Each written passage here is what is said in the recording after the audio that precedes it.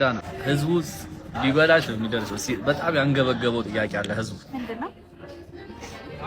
አባዬ ቲዳ የምቃራ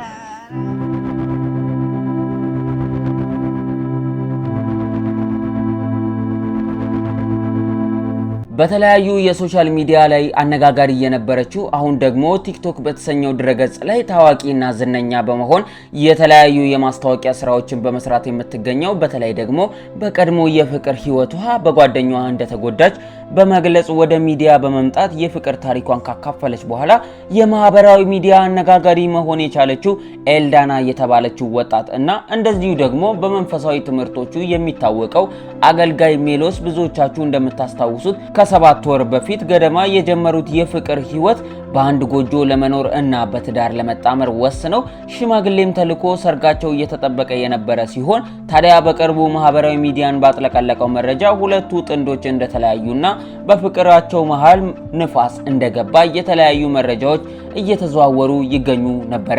በዚህም ምክንያት ደግሞ ኤልዳና በቲክቶክ ማህበራዊ ሚዲያ ገጿ ላይ እንዲሁም በተለያዩ የእርሷ በሆኑ ገጾች ላይ ባጋራችሁ የተነሱትን ፎቶዎች እና የሽማግሌዎችን ቪዲዮ ሙሉ በሙሉ ማጥፋቷን ተከትሎ እንደዚሁም የቅርብ ወዳጆቿ ይህንን ሚስጥር እና የተለያዩ ሐሳቦችን ማጋራታቸውን ተከትሎ ብዙዎች ታዲያ የኤልዳና እና የሜሎስ ነገር እንዳበቃለት ሲናገሩ እና መረጃዎችንም አያይዘው ለህዝብ ይፋ ሲያደርጉ የተመለከትነው የቅርብ ጊዜ ትውስታችን ነው።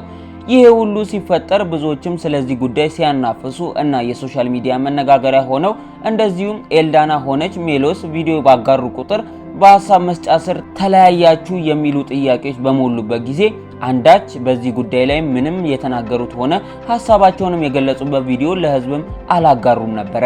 ታዲያ በትላንትናው ዕለት ኤልዳና በአንድ ቪዲዮ ላይ ያልተጠበቀ ምላሽን ሰጥታ ነበር። ብዙዎችም ሲጠብቁት የነበረው ጥያቄ የተመለሰላቸው በሚመስል ሁኔታ ኤልዳና ነገሩን ግልጽ አድርገዋለች። ታዲያ ኤልዳና ምን አለች? ኤልዳና የመለሰችውን ጥያቄ በቪዲዮ ለእናንተ ይዘንላችኋል። ቪዲዮውንም የምትመለከቱት ይሆናል። ዳና ህዝቡስ ሊበላሽ ነው የሚደርሰው። በጣም ያንገበገበው ጥያቄ አለ ህዝቡ ምንድነው? አባዬ ቲዳ የምቃራ